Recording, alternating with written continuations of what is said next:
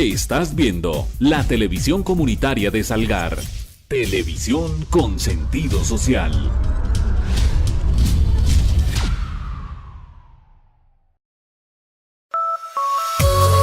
Gracias al pago de su aporte mensual, el canal comunitario seguirá mejorando cada día. En el consultorio odontológico de la doctora Carolina Izquierdo se realizan resinas, limpieza, prótesis, cirugía de cordales y todo lo necesario para que tengas una linda sonrisa. Estamos ubicados junto a la notaría. Pide tu valoración totalmente gratis a los teléfonos 844-2336 y en el WhatsApp 314-374-5447. Azampas, el canal de los salgareños.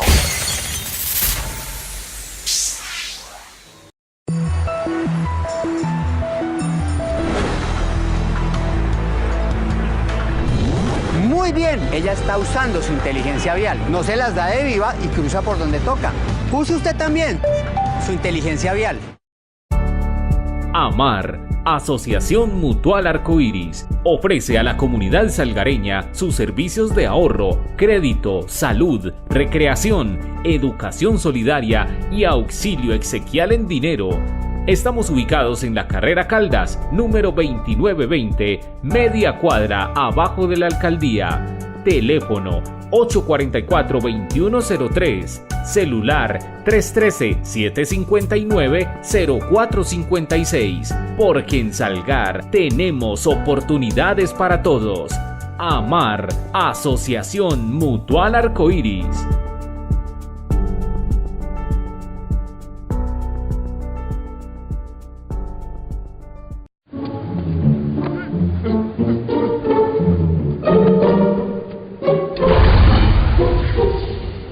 Hacer las cosas mal te hace ver mal. En Colombia, el hurto de señal es un delito penalizado con cárcel. La Comisión Nacional de Televisión te invita a denunciar estos casos ante las autoridades competentes para que nuestra televisión sea siempre la mejor. Comisión Nacional de Televisión.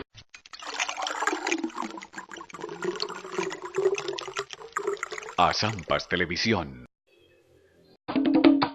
El dengue es un virus, es una enfermedad que transmite un mosquito que en tu casa está. Tiene manchitas blancas y te quiere picar. Si quieres evitarlo, no puedes olvidar.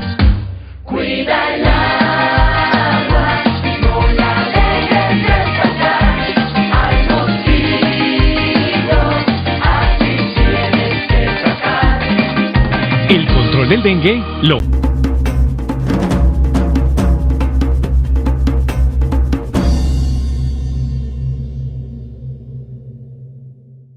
Haga realidad sus proyectos con el microcrédito de CFA Tasa Especial. Señor microempresario, ¿ha pensado en ampliar su negocio? ¿Mejorar sus ganancias? ¿Producir más? Pague deudas, adecúe su vivienda productiva, compre su vehículo. Haga realidad sus proyectos con el microcrédito de CFA sin comisión MIPYME, con tasa especial. Venga y obtenga más información en nuestra oficina. CFA, Cooperativa Financiera de Corazón.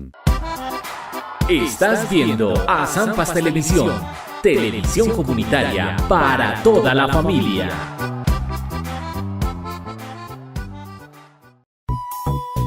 El siguiente programa es para toda la familia. No contiene escenas de sexo ni violencia. Recomendamos a los menores de edad verlo en compañía de sus padres o un adulto responsable.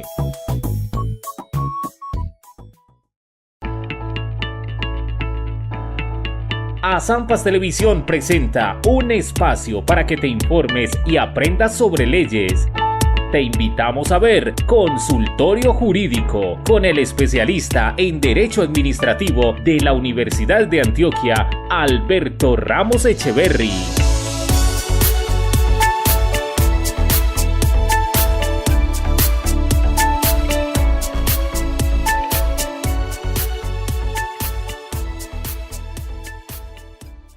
Bienvenidos amables televidentes de Azampas Televisión, canal comunitario del municipio de Salgar, a un programa más de este consultorio jurídico que pretendemos compartir con ustedes cada 8 días en este horario habitual con el fin de que ustedes puedan resolver algunas de esas dudas jurídicas que muy cotidianamente se presentan, ya sea en su núcleo familiar, en su sitio de trabajo, vecinos, etcétera. Personas que a veces usted escucha que tienen algunas dudas jurídicas y que por razones de no tener la asesoría jurídica debida, por no tener la posibilidad de acceder a los servicios de un profesional del derecho, lamentablemente algunos de esos derechos algunas veces quedan ahí quietos, quedan en el aire y muchas veces las personas no pueden disfrutar de esos derechos. Hoy vamos a hablar de diferentes preguntas que nos han venido realizando múltiples televidentes de nuestro canal comunitario acá en Salgar acerca de diferentes temas del derecho. Nos han preguntado acerca de las letras de cambio, acerca de los temas de alimentos, de sucesiones, de derecho laboral, hasta asuntos del campo. Vamos a tratar de ir resolviendo en el transcurso de este programa hoy viernes varias de esas preguntas. Ojalá podamos resolver una gran mayoría para que nuestros televidentes tengan muy claras las respuestas del caso. Hablemos del tema primero de las sucesiones. Las sucesiones en Colombia es una figura arreglada ya hace casi 200 años y es con el objeto de que cuando fallece una persona, a veces mucha gente habla del tema de sucesiones sin que haya fallecido alguien, cuando fallece una persona que se llama el causante, haya algunos herederos o causavientes. ¿Quiénes son las personas llamadas de acuerdo al Código Civil, que es la norma que regla básicamente esta situación de las sucesiones?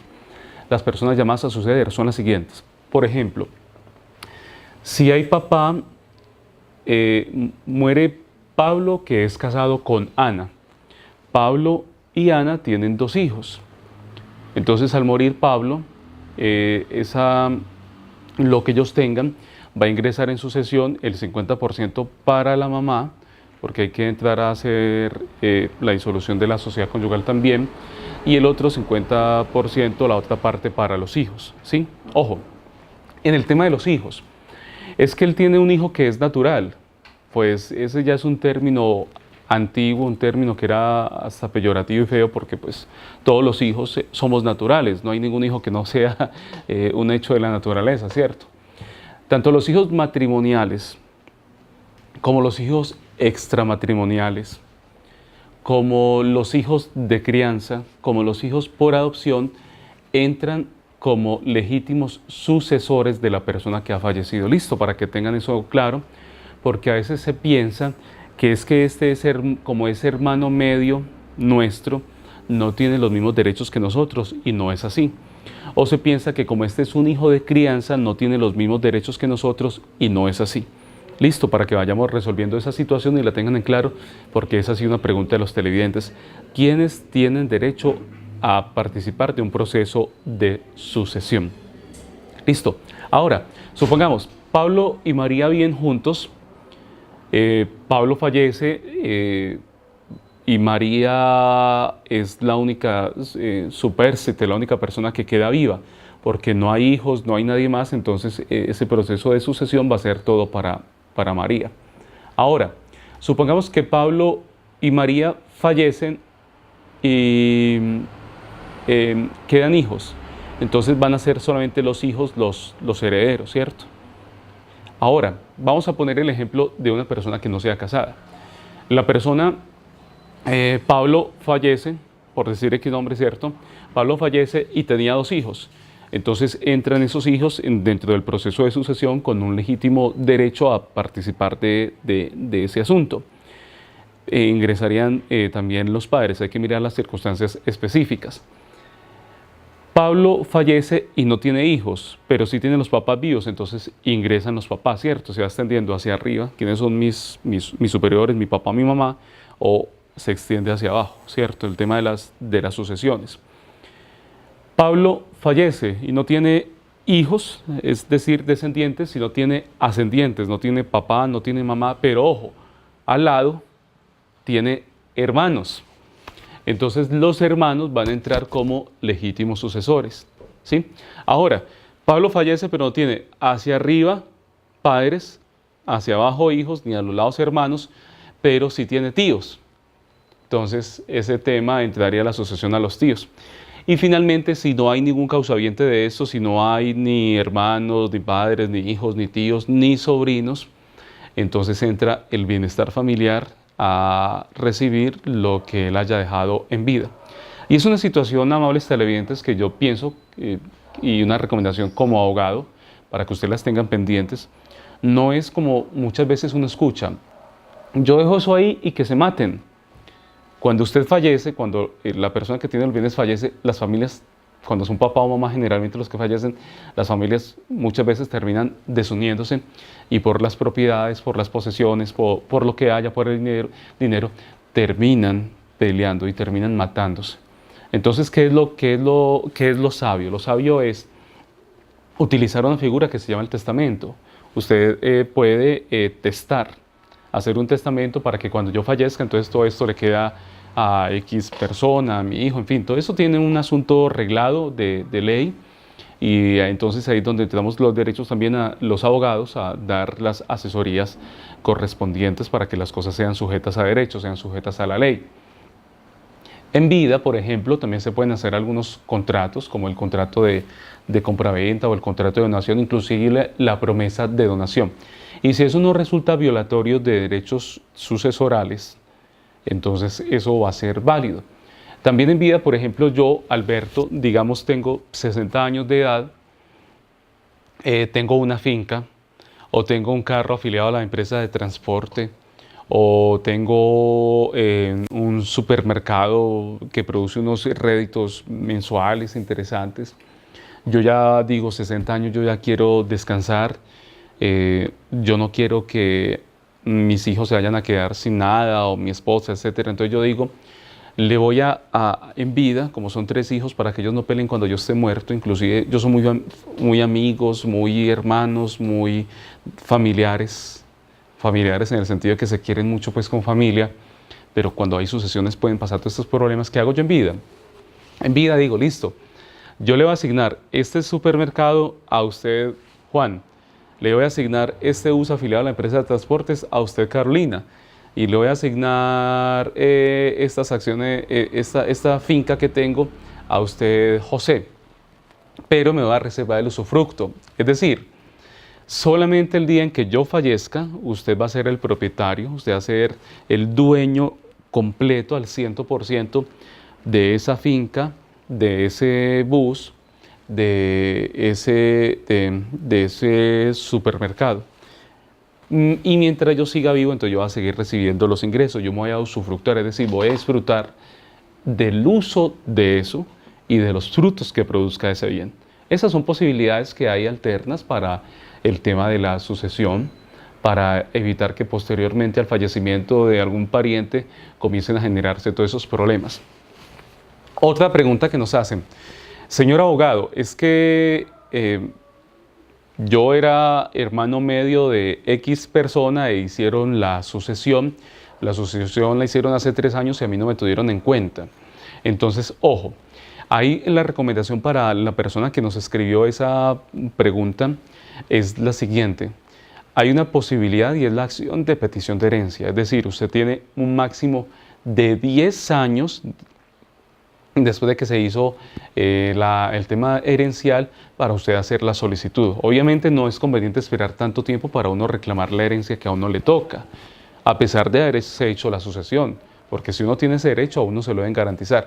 No es conveniente esperar tanto tiempo porque puede ser que los bienes desaparezcan o esas personas que tienen ya sus bienes desaparezcan y se termina volviendo más complicado ese asunto sucesoral. Pero existe esa posibilidad, la acción de petición de herencia. Bueno, hay 2 modos de hacer una sucesión, básicamente. Hay un modo que es el judicial o jurisdiccional netamente, es ante un señor juez, el juez del respectivo municipio donde yo viva, o ante el notario. ¿Cuáles son las diferencias de las 2 sucesiones? Las diferencias de las 2 sucesiones a veces parten de un hecho, si nosotros estamos de acuerdo o estamos en desacuerdo. Ejemplo, muere Pablo, nuestro papá, y quedamos dueños de esta casa muy grande, muy bonita, muy agradable para vivir, 5 hermanos. Los 5 hermanos todos hemos sido muy unidos, pero resulta que de un momento a otro hay un solo hermano que dice: o me compran el derecho que yo tengo en este apartamento, en esta casa, o yo les compro a ustedes el derecho. Los 4 hermanos restantes dicen, no le compramos el derecho porque no queremos o porque no tenemos plata. O dicen, o no le vendemos a usted nuestros derechos porque no queremos. Queremos que esta siga siendo la casa familiar.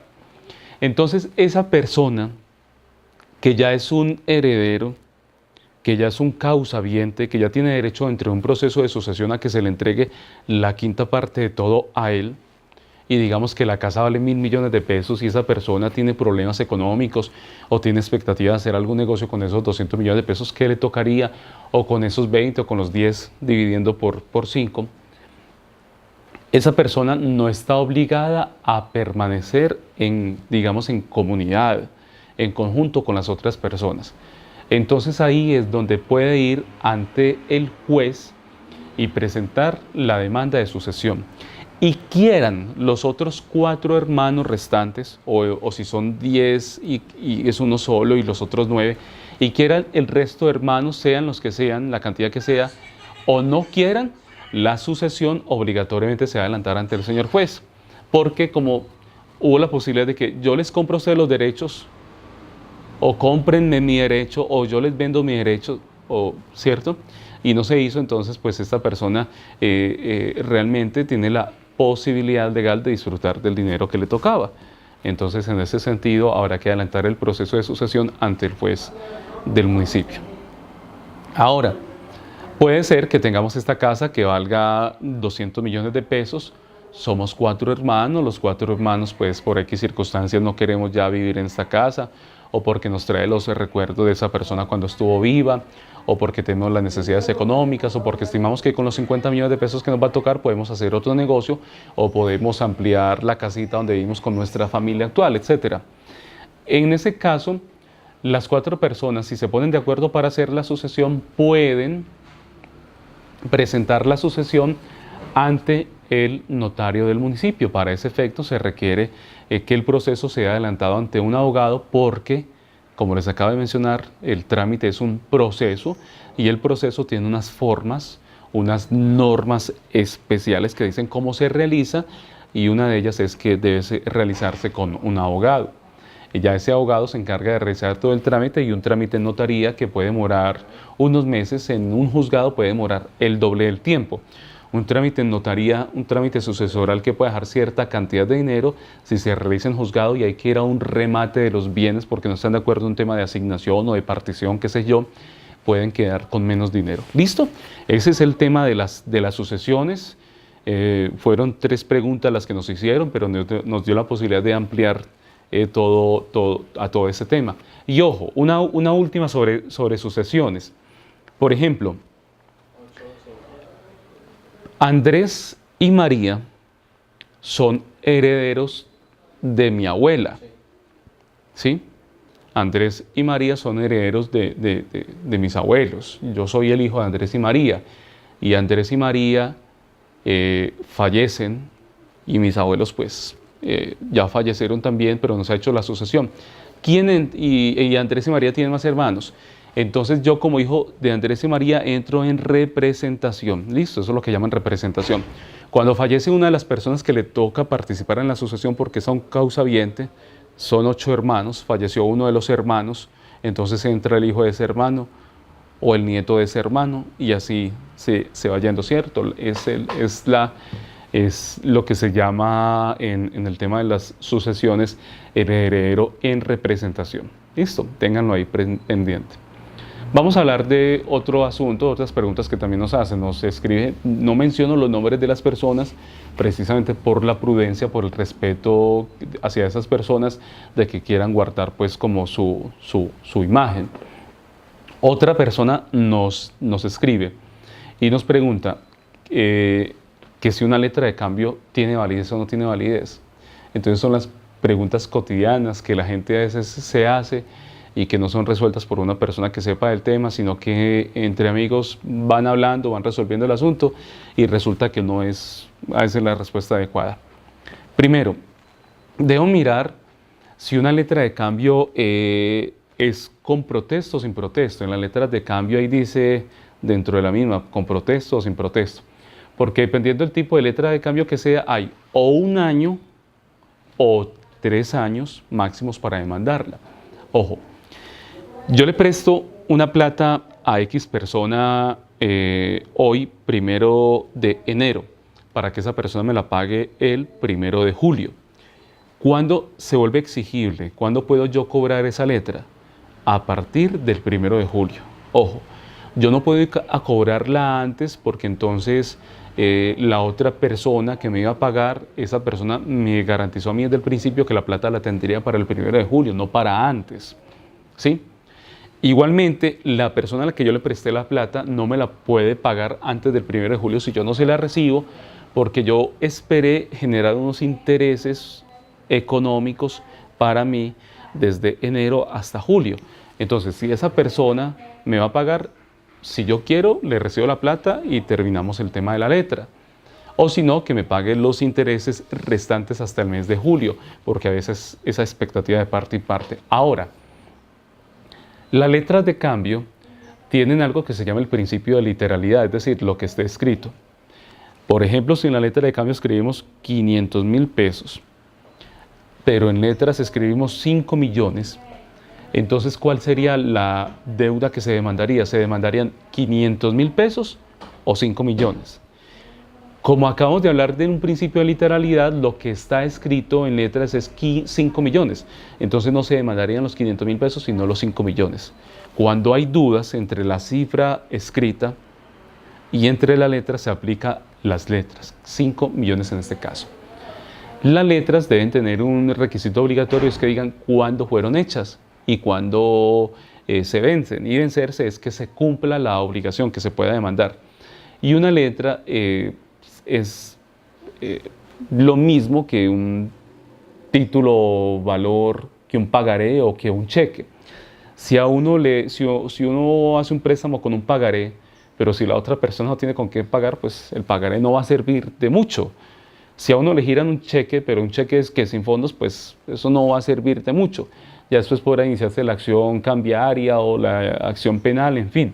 Es lo mismo que una letra de cambio. Si yo hago una letra de cambio con una persona que no tenga la posibilidad de pagar, pues eso no va a tener un respaldo. Ahora, diría uno, sería bueno hacer la letra de cambio o el pagaré siempre apoyado sobre una hipoteca. Pero eso depende de la cantidad de plata que se va a prestar. No es lo mismo prestar 1 millón de pesos que prestar 100 millones de pesos. Si presto 100 millones de pesos, puede justificar hacer la hipoteca, pero si presto 1 millón de pesos, quién sabe si justifica hacer la hipoteca como garantía del pago de ese 1 millón de pesos, porque los trámites notariales pueden ser muy altos. Entonces, sobre todo eso hay que tener cuidado. Digamos que son más elementos de la prudencia de uno, de saber que a quien le está uno prestando efectivamente tiene dinero para pagar, que efectivamente tiene cierta solvencia económica, sea porque trabaje, sea porque es un comerciante, porque es una persona que espera recibir una indemnización o algo de estas características. Listo. Esa es la respuesta frente al tema de las letras de cambio. Otra pregunta que nos han enviado es que cuando existe un contrato de trabajo, que si por ejemplo una persona que jornalea hay que indemnizarla, hay que pagarle horas extras, hay que pagarle dominicales, todo esto. Ojo, esa pregunta es referida al campo. Para el campo hay que tener pendiente, hay que tener cuidado de 2 situaciones. Vean, el tema del derecho laboral dice que cuando uno, ojo, que cuando uno desempeña una labor dentro de un horario, y tiene que ser dentro de un horario, que para desempeñar esa labor dentro del horario uno recibe órdenes de una persona, y que por desarrollar esa labor dentro de ese horario y recibir esas órdenes de la persona que le dice a uno haga o no haga o esta X manera, a uno le pagan dinero, entonces hay una relación de trabajo. Horario, subordinación es recibir órdenes, etc. Horario, subordinación y salario son los elementos de una relación laboral. Lo que pasa que no siempre va a haber una relación laboral, porque pueden haber circunstancias donde yo cumpla de pronto un horario o donde yo no cumpla un horario, pero reciba algún tipo de orden, algún tipo de indicación de la persona con la que contraté. Si yo contrato, por ejemplo, para realizar una obra y pues la persona me da las indicaciones que yo quiero que esto sea así o así, ese mero hecho no va a ser un contrato laboral, puede ser un contrato de prestación de obra, un contrato de obra, un contrato de prestación de servicios, etc. En el caso del campo, si usted va a conseguir un agregado a esa persona, como va a estar bajo su mando, usted a esa persona le da orden de cómo cultivar, de cómo sembrar los cultivos, y usted a esa persona le dice tiene que trabajar de tal hora a tal hora, y usted le paga un salario, ese sería un contrato laboral. Es diferente a muchos de los contratos que en este momento se hacen en el campo, que son los contratos de aparcería. Venga, viva acá en la casa, y yo le voy a cobrar 10.000 o 20.000 pesos, un arriendo puede ser irrisorio, o 10.000 o 20.000 pesos para que viva en la casa, pero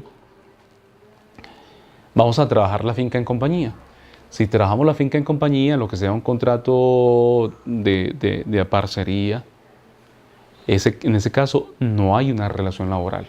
Diferentes, por ejemplo, cuando yo trabajo en X negocio y tengo, por ejemplo, un contrato de prestación de servicios, contrato de prestación de servicios profesionales o X contrato de prestación de servicios.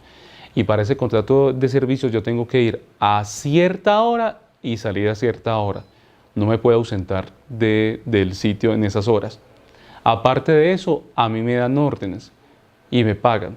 Puede ser que en el papel diga contrato de prestación de servicios, pero puede ser que en la realidad, y es donde se aplica un principio del derecho laboral, que es la primacía de la realidad, puede ser que en la realidad yo en verdad no tenga un contrato de prestación de servicios, sino una relación laboral. Y en ese sentido yo puedo comenzar las demandas o las acciones tendientes a que se me cumplan con los aspectos salariales, tales como vacaciones, tales como salario mismo, tales como indemnizaciones por despido injusto, etc. ¿Listo? Tengan eso ahí pues muy pendiente para aquellas personas que escribieron, fueron 3 o 4 personas que escribieron, que cuando había un contrato de trabajo. Y para hacer la demanda, ustedes saben que todo tiene un tiempo para presentar las demandas. Para hacer la demanda el tiempo máximo es de 3 años. Si usted deja pasar 3 años, ya la ley va a entender que usted renunció a esa posibilidad legal que tenía de demandar. Y es que no pueden haber obligaciones de por vida. Las obligaciones, para uno exigirlas o para que a uno se las exijan, deben tener un tiempo determinado, ¿sí? Porque imagínense uno toda la vida pendiente que van a cobrar algo o uno toda la vida pendiente de cobrar algo. Esa es una de las preguntas. Otra pregunta nos la hace X ciudadana. Habla acerca del tema de los alimentos, que cuando se causan los alimentos o que cómo es el proceso de alimentos para un hijo extramatrimonial. Ojo pues. Pongamos el caso, X señor o X persona tiene un hijo con X señora. Y hay 2 situaciones para el tema alimentario. Ojo, si ellos son casados y la mujer queda embarazada, entonces el marido, desde el que se entere que la mujer está embarazada, tiene que hacer todo lo tendiente al tema de alimentos. Cuando hablo de alimentos es todo lo que uno necesita para vivir, no es comer solamente. Entonces el marido, si la señora no trabaja o tiene una dependencia económica de él, el marido debe responder por el tema de alimentos, por el tema de ropa, por el tema de cuidados, etcétera, ¿cierto? Pero ojo, y debe pues las vacunas o las vitaminas o lo que se mande, y es lo que uno espera de un matrimonio, porque para eso se unen un hombre y una mujer, para llevar ciertas cargas juntas, para ayudarse mutuamente, para compartir, entre otras. Ahora, esta señora queda en embarazo de este señor, pero no son casados. Ella durante el embarazo necesita dejar de trabajar porque tiene un asunto de preeclampsia o tiene una posibilidad de aborto o un embarazo considerado de riesgoso, de alto riesgo, y necesita que el papá, el que ella estima que es el papá de su niño, le pase alimentos. Como no es una mujer casada con él, lamentablemente no va a haber esa presunción de legalidad de que el hijo de mujer casada es del marido. Como en este caso no es casada, entonces el hijo de esta señora no se va a pensar que sea de este señor y habrá que esperar hasta que nazca y hasta que se le haga una prueba de ADN para establecer si es el hijo, y a partir de que sea el hijo entonces comienza todo el proceso de alimentos. Para hacer la solicitud de proceso de alimentos se hace en la comisaría de familia del municipio, ante la defensoría, ante el bienestar familiar o ante el juez promiscuo municipal, dependiendo pues el tema de la cuantía de los alimentos. Listo. Eso es muy importante tenerlo presente. Se tiene derecho a los alimentos cuando hay una relación establecida de que este hijo o esta hija efectivamente es de este papá, y a partir de ahí se generan obligaciones de carácter económico, de carácter educativo, de carácter referente a la salud, y son prestaciones periódicas. Como este tema es un poquito largo, yo quiero invitarlos para que en el próximo programa, la semana entrante, volvamos a tocar el tema de los alimentos y hablemos de qué consecuencias penales o de qué consecuencias judiciales, aparte de las penales, pueden desprenderse, cuáles son los alimentos que pueden pedirse y cómo es este tema de la regulación de visitas, etcétera, situaciones que son los alimentos. Espero que el programa de hoy haya sido sumamente útil para ustedes en los temas que hemos tocado. Y recuerden que para los próximos programas estamos recibiendo todas sus dudas, todas sus inquietudes a través de este canal comunitario o a través del teléfono que ha aparecido en pantalla a lo largo de este programa en la tarde de hoy. Muchas gracias por acompañarnos y les esperamos la semana entrante a través de Azampas Televisión, televisión comunitaria del municipio de Salgar, para educar y para servirle a esta comunidad.